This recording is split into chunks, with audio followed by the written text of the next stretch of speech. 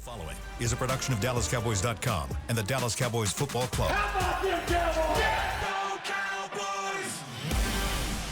This is Mick Shots, streaming live on DallasCowboys.com and the official Dallas Cowboys app. Now, here are Bill Jones, Heckma Harrison, Everson Walls, and Mickey Spagnola. Good afternoon, Cowboy Nation, and welcome to the Taj Mahal of football inside of the SWBC Mortgage Studios. Hello, everyone. I'm Heckma Harrison alongside the Super Bowl champion, Everson Walls, and Mickey Spagnola. Guys, before I get started with this show, I wanted to make sure that I open the floor. On yesterday, the Dallas Cowboys had a tremendous loss. Dee Lewis died yesterday, and I know you guys know him well. So, Mickey, I wanted to start with you. Any remarks about the man you know? Well, I wasn't here when he was playing. I guess you got 1 year in with him before he retired. I got to know him a little bit through bumping into him, interviews later on. As a matter of fact, he went to Mississippi State, and when I was working in Jackson, Mississippi, one of my good friends had followed his career there. So I heard a lot of Dee Lewis stories through him after I got the job here. But, you know, we see all the stats about him and everything, and that's all fine and good, and we'll get into that. But he was sort of a jokester, and he was just this gregarious guy, right, that played football. And I remember, it might have been 10 years ago. I don't know. We were doing an interview, and I was talking about the off season. And I asked him if he had a part-time job, because a lot of those guys back then needed to do it, because right? They wasn't getting paid worth the crap. They were getting to supplement their income, right? And he goes, no, I didn't have it. I said, so what did you do in the off season to prepare for training camp?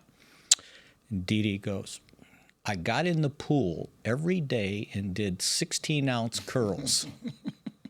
That fell flat when I did it on the fan here, but he was talking about cans of beer. How could they not get that? I don't know. As much beer as they drink on that? They said, he was lifting 1 pound. And I'm going, come on, give me a break. And that was... It's old folks' humor. That's why they That was Dee Lewis, right? Well, with Dee was a long-standing relic from a defense that no one wants to hear about right now, and that's the Tom Landry flex defense. A very unique defense that Tom Landry came up with because Jim Brown was running all over the entire NFL. I think it may have been the NFC at the time. I don't think Cleveland was, it wasn't NFL yet. That's when they had the AFL, NFL. And Jim Brown was so tough. Tom Landry, being the genius that he was, came up with a defense where I can't remember the middle linebacker's name, but whoever that middle linebacker was for the Cowboys, they wanted to make sure that he met Jim Brown in the hole, just as if you're blocking for a running back. So just like the running back can find the hole, the middle linebacker is going to find that hole wherever Jim Brown or any good running back is going to try and crease that hole. And so here comes Tom Landry with this unorthodox, very awkward-looking defense that was able to be somewhat effective against all running backs. Well, the other side of that is your quarterbacks are going to be left out to dry, guys. Sorry about that. Okay. And your free safety is going to be part of the force of the running game. And Dee Lewis was one of those linebackers that you looked at him, you said, he doesn't look that impressive physically, but he knew the flex defense back and forth. Wow. Young guys coming here. We got the guy from Boston College. Can't say his name, but he's, ACC, Defensive Player of the Year. He would come in and have all these accolades, and he looked good. And Dee with his 12-ounce curls, he's going to come in and take that job because I don't care how athletic you are. You didn't need athleticism necessarily to be a good linebacker in the flex defense. That's why when Thomas Henderson came, he had the athleticism and the knowledge of the flex defense. That's what made him so good. That's one of the reasons the Cowboys made the playoffs, a Super Bowl against the Pittsburgh Steelers. All I'm saying is Dee Lewis is a long-standing, to call him a relic is no disrespect. He was part of a defense that no one is going to try and run anymore because of the stress that it puts on your secondary. But Dee Lewis fought off many wonderful linebackers. What was it, Brown from Houston? He was a fast linebacker from Houston. And he comes in here, he can't play the flex. So Dee just comes sashaying back in. Wow. Dee, it's your job again. So he hung on because he had the intellect to play the defense that Tom Landry invented himself. I don't think people realize he played 13 years. Yeah. And I saw all the stats about, how many playoff games he played in. And I thought the most impressive one was he started 135 consecutive games. And back then, that was a difficult thing to do. And I know he's not in the Ring of Honor or Football Hall of Fame. Guy Brown. Yeah. And but he did get selected to the College Football Hall of Fame. Mm-hmm. Yes. He was the SEC Player of the Year that his last year, right? Player of the Year in defense, and then the Mississippi Sports Hall of Fame too. Well, once again, Tom Landry doesn't like playing with dumbasses. He just doesn't. And that's why Dee Lewis was able to play as long as he did, because you had to, as a linebacker, you had to play with your intellect with the flex defense. That's just all it is to it. You not only had to play an awkward technique that no one else was playing, but you also had to understand how it worked and how it works for you and for the defense as a whole. Could you imagine him going through life being named Dwight Douglas? he didn't look like a Dwight. So far from Dee is much. Dee sounds. Dee is perfect right? for him. He will be missed. His parents must have been big people on U.S. generals, right, from the war. Dwight. I could, when you see him, if he see a group of guys coming over, he's going to go over there and infiltrate. Oh, yeah. And start telling his jokes. Yeah. And just, felt as comfortable as I don't know what. Wow. From the moment I met him, he always felt like he was comfortable being around all groups. Guys, obviously I wasn't alive during the times of the 70s Cowboys that were dominating during that time. But, when I can definitely recall my love of the game coming from my grandfather and always watching NFL films with him and them going back and seeing those teams when TV was going from black and white to color, seeing Texas Stadium, and just from my fondest memories growing up watching the Cowboys and that old nostalgia from the Cowboys and Texas Bob Lilly. Texas Stadium. Yeah, Texas, the shadows of Texas Stadium, and God is watching, all of those things. And, like as a kid, like growing up in Dallas, man, that was so huge. And, watching those games and seeing those tough guys that, man, absolutely sacrifice their body in a way that football players today can't even relate to. But we won't allow them to do that now because they're worth so much more money now. Yes. And so that's a whole nother thing. And Dee Lewis with those, the way his elbow pads, his big old shoulder pads, and, all those times, and you look back on them for me now, and I'm starting to notice something when it comes to the news that's coming out about players that are leaving, that are dying. They're around the same age, late 70s, early 80s. Mm-hmm. And these are the guys that were the titans of this game that we love so much. And, I've had opportunities to call, be a part of some really incredible things where I'm emceeing and Mel Blunt's in the studio and he's there. And, guys like Earl Campbell are there. And I see Earl Campbell, he comes in on a motor scooter and I'm thinking to myself, he was a bad motor scooter. He's a bad man. Bad motor scooter. But today's, like my dad. but today's football enthusiasts and fans, when they hear about a man like this passing, because they can't relate directly to who he was, they don't understand the greatness in which he played with and the tenacity. When you talk about the smarts, the defense that they played back then, and what Tom Landry brought to defense back then, I think it's important that us as a show get an opportunity to talk about his life and his legacy, and I'm sure that's what we'll be doing. I'm glad you brought it up, man. And that's what, 2 linebackers in 3 weeks? Yes. Leroy Jordan. Mm-hmm. Yeah. It's a tough times around here. But trying to transition from that, which is very hard to do, but transitioning into toughness with this team and the linebackers that you currently have, guys, you're going to need to have a showing against the Chicago Bears. And how about this? This is a good time to transition from that and take our first break. We'll start with that when we come back here on Mick Shots. Hey, Cowboy fans. Keith Davis here, former Cowboys safety. Keith Davis into the end zone. You know what separates champions from the rest? Making the right move at the right moment. With blockchain.com, that's never been easier. The Cowboys became America's team by striking bold when it mattered most. Now it's your turn. Invest like your icons with blockchain.com. Visit blockchain.com/Cowboys today to get started and learn more.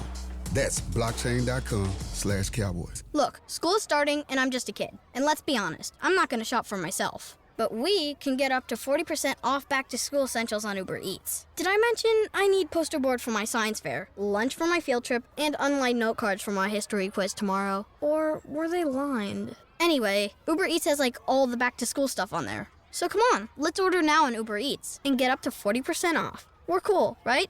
Cool. Not literally everything. Promotion ends 9/16 and is subject to change or cancellation. Exclusions may apply. Check app for availability.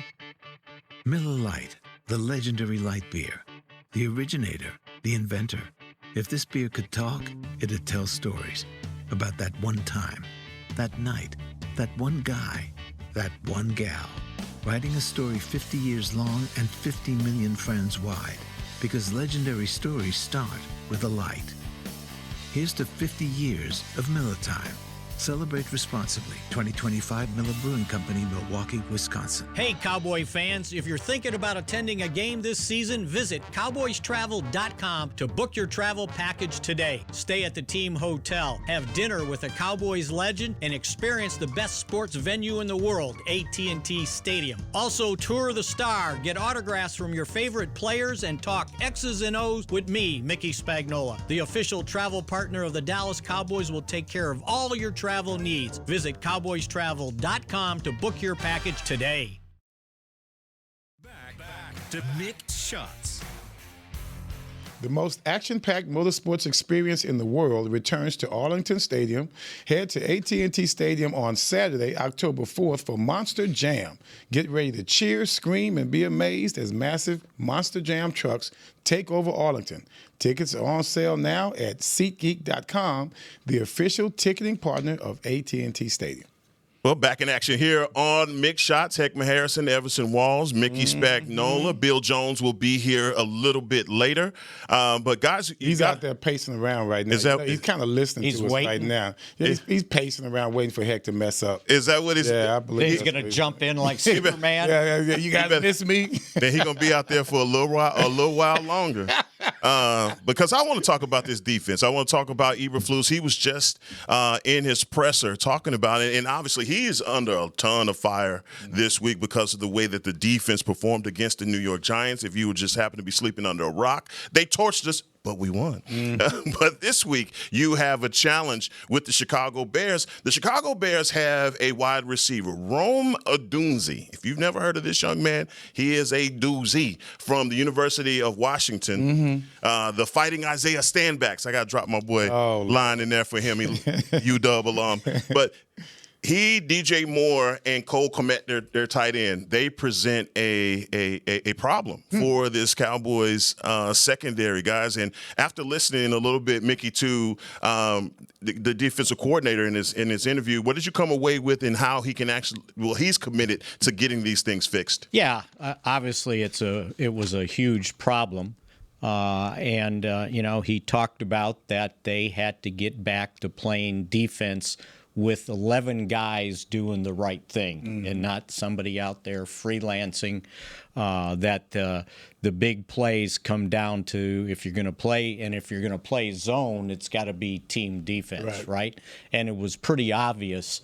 And, and I don't know if that was the whole thing. And this occurred to me, I don't know, the other day when we were talking about, the Cowboys didn't do much, if anything, in preseason games, like who they played. Like, they didn't want to expose what they had up their sleeve. Well, they had to expose it against the Eagles. So did the Giants go to work on what they saw and said, oh, this is how they're going to play defense, and this is who's going to play defense, and they don't have Deron Bland out there, oh, by the way, right? And I thought they exposed the weaknesses. Number one, Diggs having to play full time. He only played 27 snaps in that first game. Those were the first 27 snaps since December 9th. Think about it. Didn't practice in training camp. He looked like, oh, okay, I got to figure out how to play the game again. Conditioning, getting back from the injury is one thing or two things, but you got to play. And then they saw maybe there was a weakness there with Kaiir Elam, and they tried to expose it. So if you're going to play zone, those guys got to know what they're doing. The safeties got to know what they're doing. The linebackers got to know what they're doing. And none of them played a game together in preseason. When it comes to a zone, Spags, you're right. Every team member has to be where they need to be. That's why I love my dad as a coach. That's how I was able to make the teams when people thought maybe I shouldn't have made it. Much more athletic guys may be out there, but damn it, I knew where the hell I was supposed to be. And that's the way you play a team sport. Diggs not being out there in the preseason shouldn't have anything to do with Donovan Wilson not understanding that he's got to be deep enough as a safety, that no one gets behind a safety. And let's say that Diggs' responsibility is to remain inside and underneath for some strange reason. That would be a weird defense. He would still have to understand where you are in a ball game. And this is what I always talk about with teams with experience. Donovan he should have known or be smart enough with enough experience. He's played well for us more than a few games in the past. As a leader of that secondary, you got to know where you're supposed to be more than anybody, because I'm depending on that safety help. That's number one. That, to me, made Zaire look really bad, I think, more than he should have taken credit for or taken the blame for. When it comes to a team defense, the linebackers running down the seams with a wide receiver, if he's supposed to, whatever Diggs has been doing or not doing, that linebacker still needs to know where he's supposed to be. And once again, this is not like we're in a situation where, oh, man, we need to worry about the first down. No, this is where you need to worry about keeping them out of the end zone. And when you understand that. You think that's a priority? That's a priority. I'm not worried about a first down. Oh, well, Coach, I had him inside. No, we need you to have him deep and inside, because that's where the danger is. So, yes, Diggs, what I saw mostly, first of all, I don't know what the hell did he ever talk about what the communication problem was? See, they still haven't said that. But Everson, I got to ask you this, because I think the bigger question is, when you talk to, like for me, I interview defensive coordinators, high school, college, every level, basically. And one of the things that defensive coordinators, I hear them say, is play to the strength of our defense and our athletes. And as I evaluate the talent that's in our secondary, I think of these guys more as man cover guys versus zone cover guys. Okay. Now, until Eberflus is able to get his guys in here, don't you think that because they played predominantly, they played zone. Okay. Do you think he needs to change that up a little bit to cater to the strengths of the guys on this defense? The reason that he played zone was because we didn't have any cornerbacks. See, that's what everybody doesn't figure out. Yeah. In that game, if you went to training camp and said, these are my top 6 corners, 4 of them are not playing. Right. So the cavalry's coming over the hill, but the hill still got 2 games. Right. So you got to get Bland back out. Well, no, you were headed there. You have to understand, if you have 4 cornerbacks down, you automatically think, I better play more zone. Right. That would be my reaction as a coach. I can't put these inexperienced guys out there in the fire. When I mean fire, I mean man to man is in the fire. Zone, you have help. We have a system. Supposed to, right? You play to, that is your strength. Is the zone itself.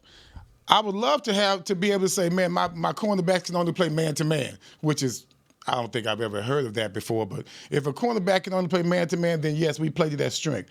But any cornerback playing zone is a much more relaxing technique to play. When you're playing man-to-man, it's totally different. You play zone, in my mind, I'm thinking, I got a guy coming underneath here. I got a guy in my curl route. All I got to do is keep leverage on the top. Because I got help. Because on the top, it's going to be over the top. Yeah. So playing to your strength, that is playing zone. Now, when it comes to Diggs, where I could see that he did not look ready. We talked about it, where it was a fade, ended up over the top. No touchdown. They threw it to the outside shoulder, as a quarterback should do, made a great catch. Just watching his wheels at that time, that didn't look good. I didn't see him catching up. Not only that, his technique was really bad because he opened up the door. They call it like a bar saloon door. Yeah. You know, you just opened up the door and let the receiver run right by you.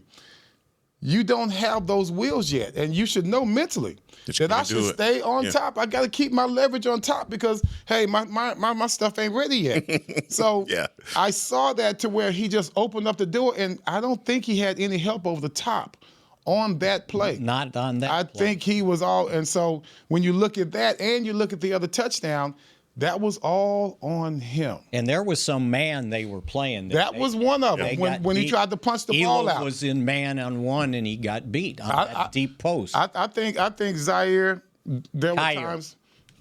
Kyer, I'm so sorry. I think Zaire sounds good. Yeah, no, you're right. You're so right. Kyer, when I see how Kyer played, I think he made maybe a couple of mistakes, but there were times when that safety has got to give this young man some help because we were calling a zone, or if nothing else, I'm pretty sure we were doubling neighbors on one of those touchdowns that was on Kyer. Mickey, I got to ask you about Caleb Williams. I see you have some Bears notes in front of you.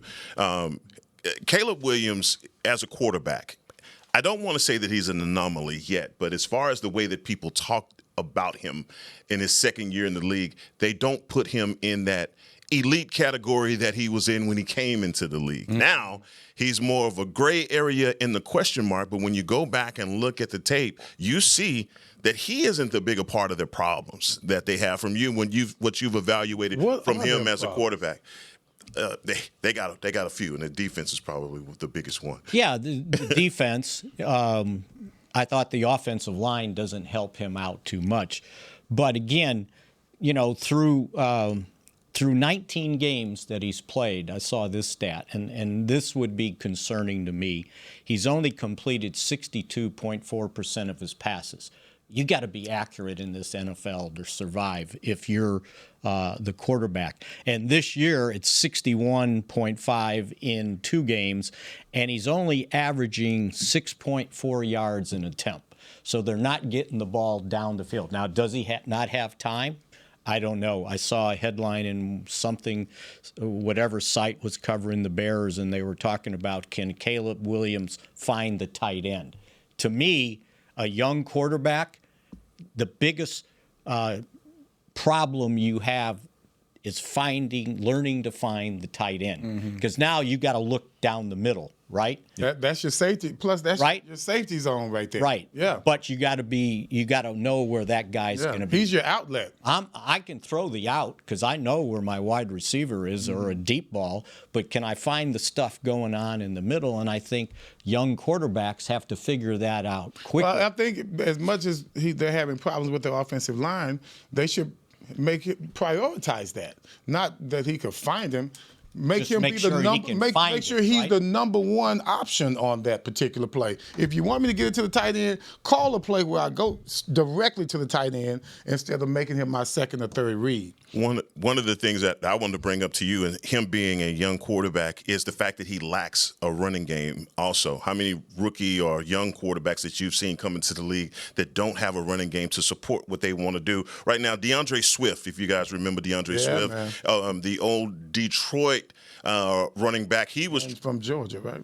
I believe so, but he was traded from the Lions to the Bears before even Ben Johnson got there. So Ben Johnson, as much of an offensive genius as he is, probably doesn't have all of his pieces yet either. But that offensive line isn't doing him any favors. I was just wondering, do they have injuries on the offensive line to where that can be a major problem? Because when you think about Chicago, you think about toting that rock. Yes. You go from all the way back to Walter Payton. You think about toting that rock. What's the guy from Baylor back in the day? You're too young, but I remember playing against him as well. Running backs in Chicago, that's the way it goes. So tell Gail me. Sayers, you played against? Yeah, go shut up. Get out of here. I couldn't remember his name. Gail something. I couldn't remember his name. But no, that's funny. When you're talking about the Bears, you got to have an offensive line that can help them tote that rock, and that's going to take a lot of pressure off of Caleb. I haven't seen him with that luxury yet in his entire career, and that's what, 3 years? 2 years? 2 years. 2 years. I haven't seen him have that kind of assistance yet, and it just makes him look average, and he is not an average quarterback at all. He's got the tools. That's why everyone catered to him coming out. Everyone was ready for this to explode. And right now, all I see coming from him is frustration. Yeah, I think you're exactly right. And think about this. I forgot last year, right?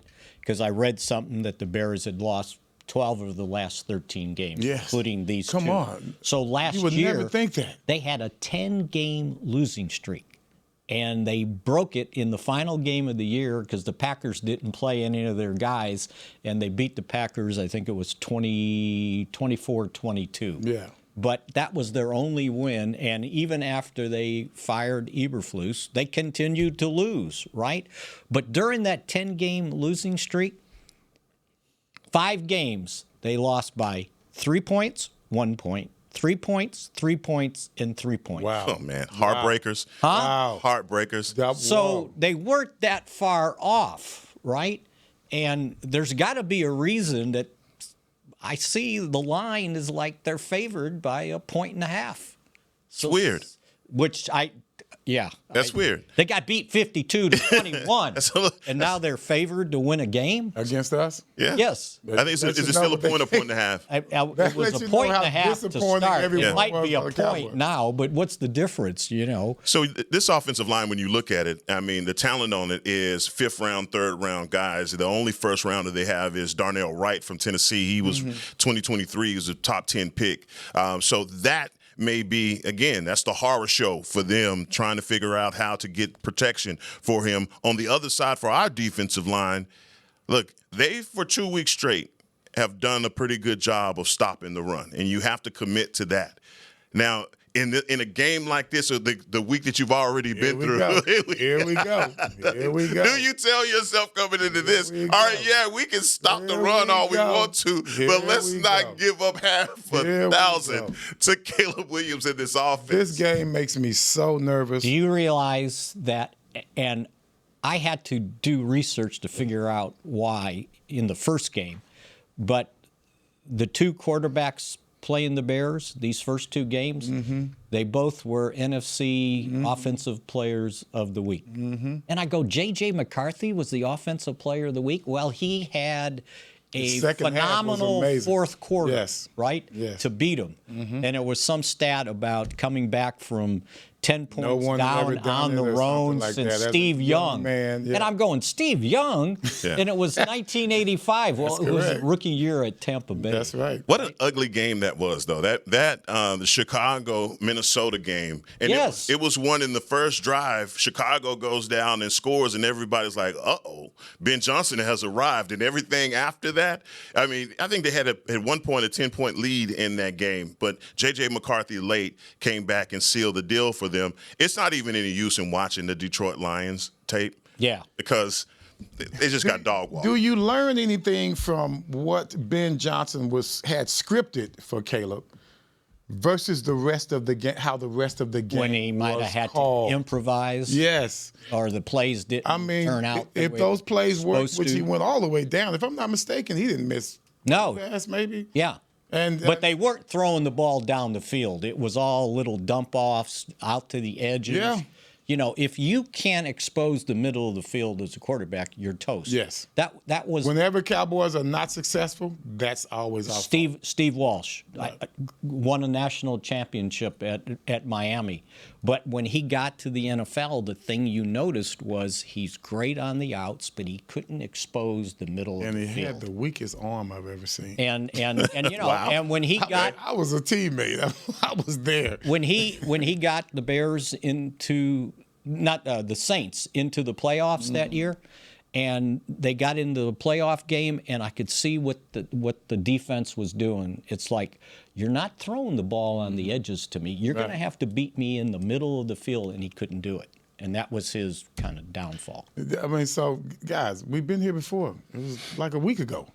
Hey, guys, we got him. Yeah, Russell. They can't he's do old. this. They can't do that. He's coming in here on crutches. Come on, man. Won't do that again. It's got to give us pause, right? Yeah, a little bit. And we're on the road as opposed to being at home. Yeah. You can if we play that game on the road, unless Dak is that person that can rally those troops better than last year, I'm still nervous. Yeah. I'm still nervous. I don't think anything's in the bag. I think it's arrogance on our part to think going into that game that we can just handle them like everyone else did.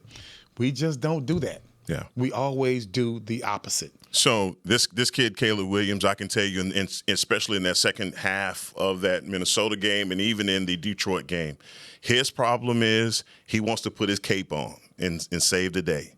And he may have been able to get away with that at USC. He may have been able to get away with that at Oklahoma. Yeah. It's just not going to work for him in the league. And until he learns that, he's going to be in that perpetual state of what you were talking about, 62, 61% or whatever that is. And it ain't going to ever look good for him. But he has an offensive coordinator right now, Ben Johnson, the plays that he's drawing up, if they could get the protection, dude, it legitimately going to be a problem. But we're going to take our second break and come back and talk about my favorite subject, my quarterback, Dak Prescott. Yes, we'll sir. be right back. Look, school is starting and I'm just a kid. And let's be honest, I'm not going to shop for myself. But we can get up to 40% off back-to-school essentials on Uber Eats. Did I mention I need poster board for my science fair, lunch for my field trip, and unlined note cards for my history quiz tomorrow? Or were they lined? Anyway, Uber Eats has all the back-to-school stuff on there. So come on, let's order now on Uber Eats and get up to 40% off. We're cool, right? Cool. Not literally everything. Promotion ends 9/16. It is subject to change or cancellation. Exclusions may apply. Check app for availability. Hey, Cowboy fans. Keith Davis here, former Cowboys safety. Keith Davis into the end zone. You know what separates champions from the rest? Making the right move at the right moment. With blockchain.com, that's never been easier. The Cowboys became America's team by striking bold when it mattered most. Now it's your turn. Invest like your icons with blockchain.com. Visit blockchain.com/Cowboys today to get started and learn more. That's blockchain.com/Cowboys. Miller Lite, the legendary light beer. The originator, the inventor. If this beer could talk, it'd tell stories about that one time, that night, that one guy, that one gal. Writing a story 50 years long and 50 million friends wide. Because legendary stories start with a light. Here's to 50 years of Miller Time. Celebrate responsibly. 2025 Miller Brewing Company, Milwaukee, Wisconsin. The National Medal of Honor Museum is now open in Arlington, Texas, just a few blocks from AT&T Stadium.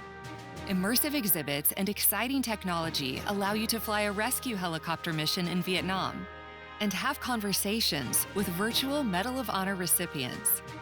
Come be inspired by these incredible stories of ordinary Americans who did the extraordinary. Get your tickets at mohmuseum.org. Back to Mick Shots. Are you a Cowboys superfan? The search is on for the 2025 Fan of the Year presented by Captain Morgan. Now through September 29th, nominate extraordinary NFL fans, dynamic duos, and game changers who rep the Cowboys with pride and turn every game into an unforgettable adventure. You could be sent to Super Bowl 60 and to win at NFL.com/fan of the year today. Final segment of Mick Shots here. Heckma Harrison, Everson Walls, Mickey Spagnola, and look who decided to Wally come Pip is back. We are whole again. Okay?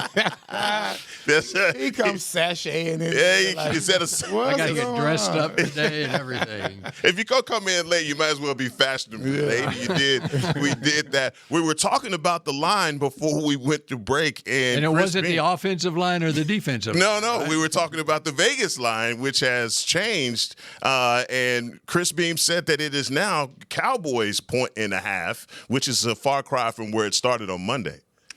So the Bears, I noticed, have problems with cornerbacks.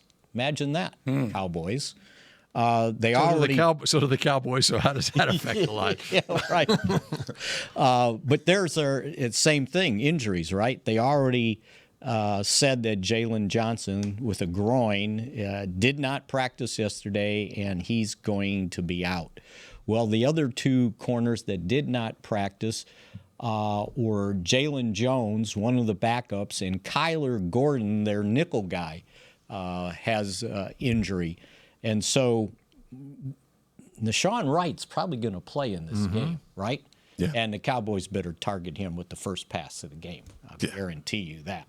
This is a case of pin the tail on the dunk. So they've got some problems in the secondary right now, and we're talking a secondary that was part of a defense that gave up 52 points last week. So, Bill, you're back. You were just interviewing Coach Brian Schottenheimer, and we asked the question, did you learn anything? No, he's not going to give out anything.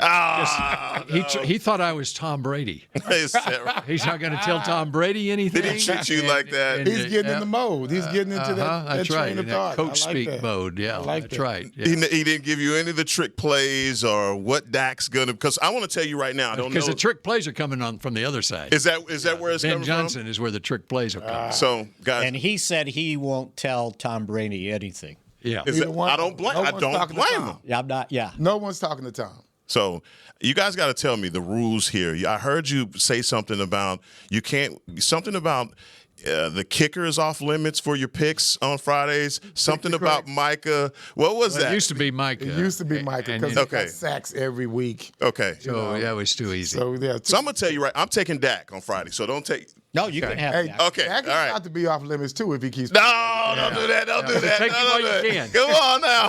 Take him while you can. All right. Well, I got Dak. I'm just telling you right now, man. Just because he's leading the third-ranked offense in the National Football League. Nice. I will say this about the Bears giving up the 52 points from the Lions, and just watching. I went and watched the entire game again last night, and really consumed it last night. The Bears-Lions game, and that head coach for the Bears could have kept that score down.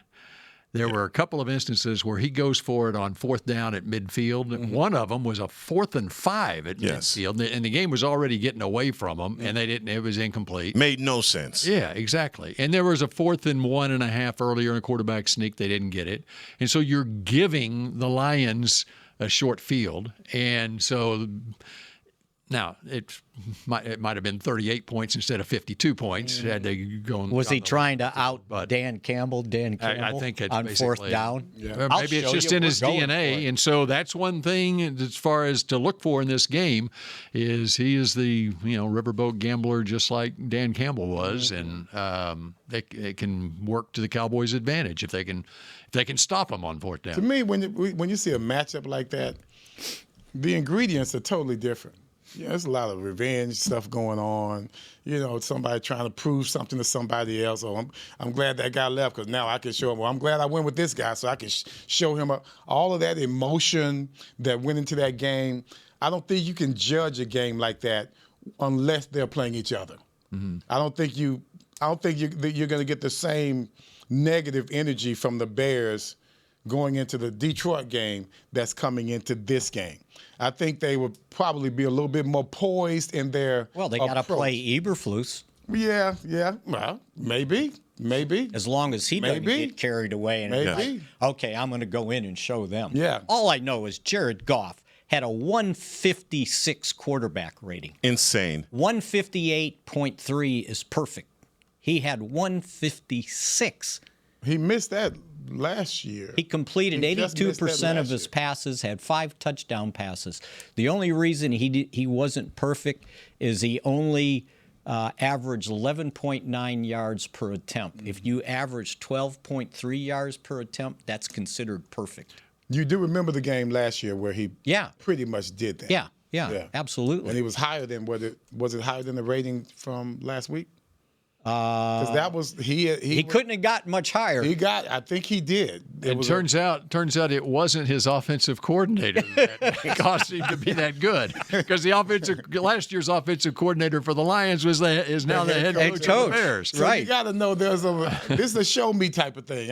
I'm going to show you this. I thought it was a very emotional game for them, and sometimes emotion can take you the wrong way, and it didn't work out at all. It was emotional for the Lions, especially coming off a loss in Week 1. That's true. Yeah. And Everson, I got to ask you about those emotions, because Eberflus going back to Chicago, that has to be emotionally charged for him. And you, as a former Cowboy player, going to the Giants.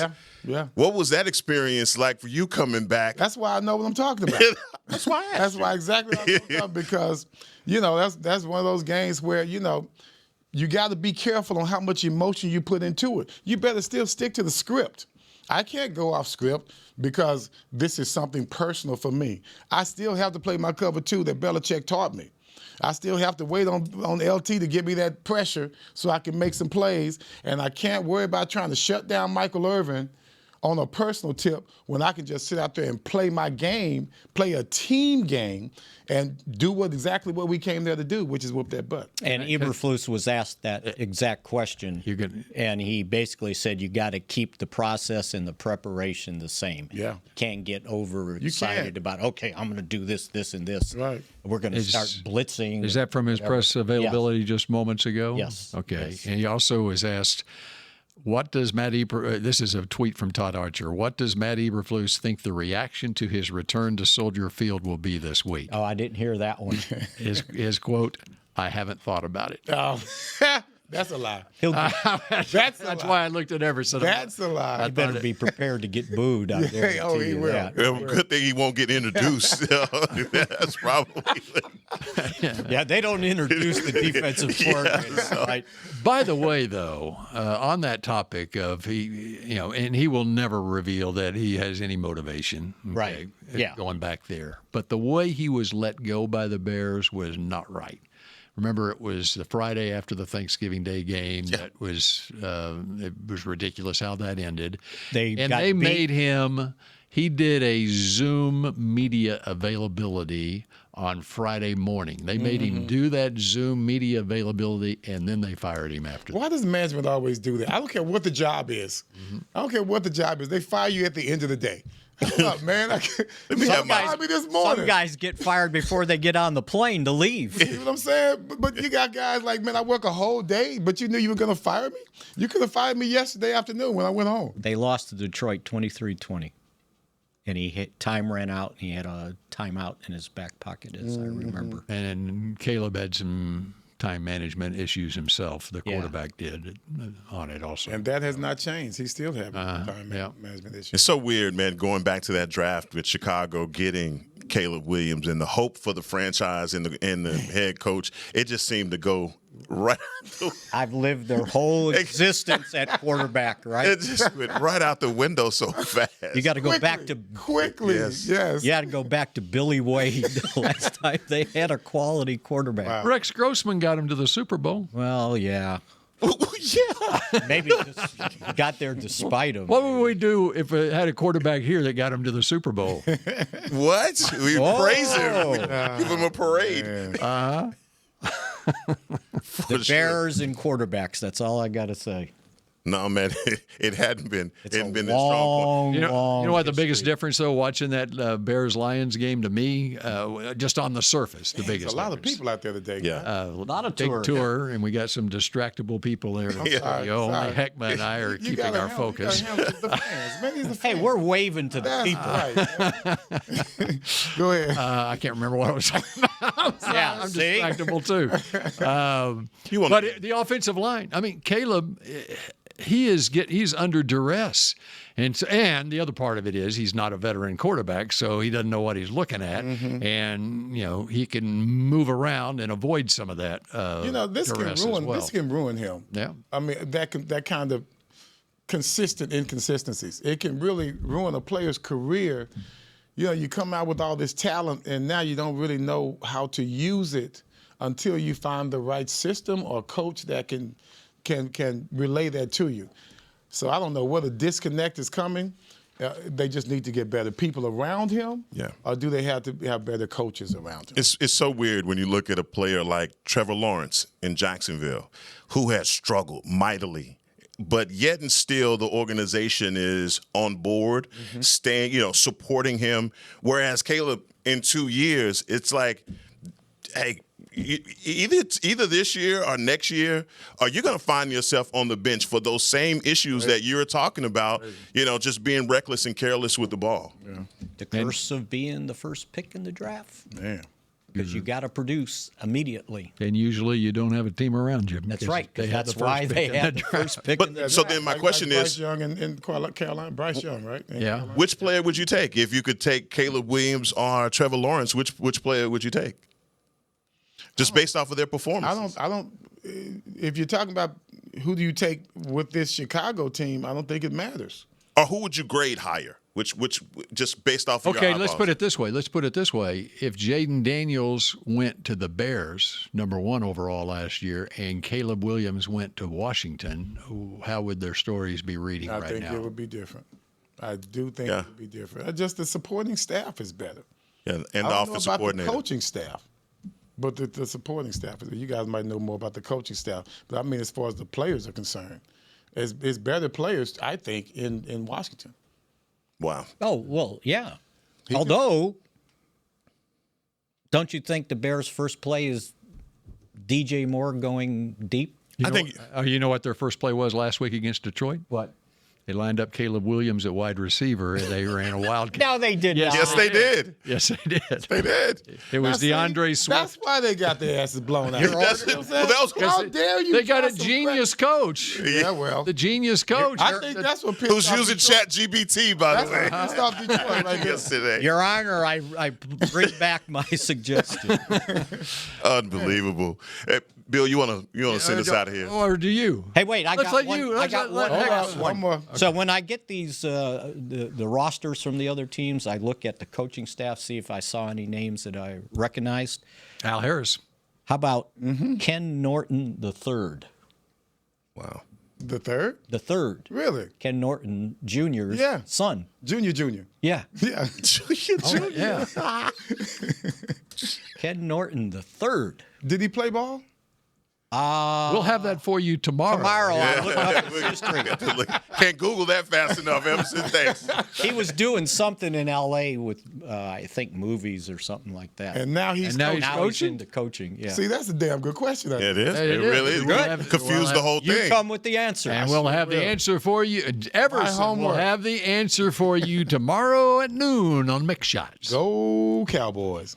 This has been a production of DallasCowboys.com and the Dallas Cowboys Football Club. How about this, Cowboys?